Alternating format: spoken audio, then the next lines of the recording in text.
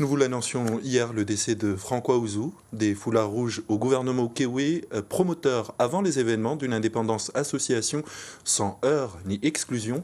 Originaire de Lifou, cette personnalité marquante du paysage politique calédonien est décédée ce dimanche matin à l'âge de 75 ans. Retour sur son parcours avec Bernard Lassos. Originaire de la tribu de Mou, François Ouzou est arrivé en politique avec les Foulards Rouges.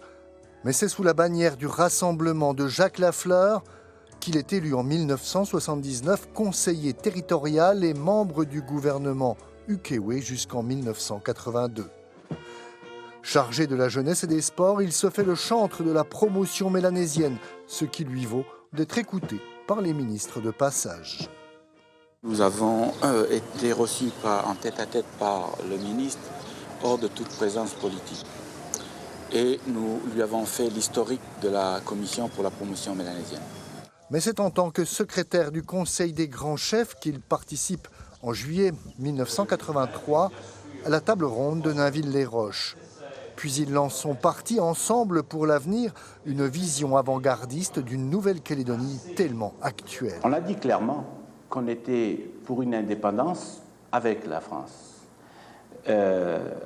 Je disais c'est la liberté de choisir sa dépendance. Que quelqu'un aujourd'hui me dise qu'il est indépendant totalement.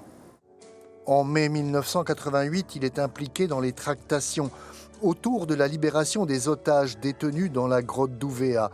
Un rôle sur lequel il ne s'expliquera que 20 ans plus tard. Je ressens très fortement cette période-là. Parce que d'abord, c'est injuste. Ils savent bien le rôle des uns et des autres à l'époque. J'étais certes un des principaux collaborateurs du président Yewéné à l'époque. Et donc, j'avais un rôle à jouer autour de l'organisation. J'ai joué le rôle que j'avais. Éloigné de la politique, François Ouzou rejoint le staff d'Air Calédonie, PDG de la compagnie puis président du conseil de surveillance durant les années 90, alors qu'Aircal est en grande difficulté financière. J'essaie pas de me justifier, mais je crois que les uns et les autres, ces derniers temps, ont beaucoup parlé de ce problème-là. Quand vous arrivez, vous pouvez être le plus grand financier du monde, mais quand vous arrivez avec 0 franc, il est difficile de faire quelque chose avec 0 franc. Entre coutumes, politique et affaires publiques, François Ouzou, homme de conviction, aura accompli un parcours des plus atypiques. Ce week-end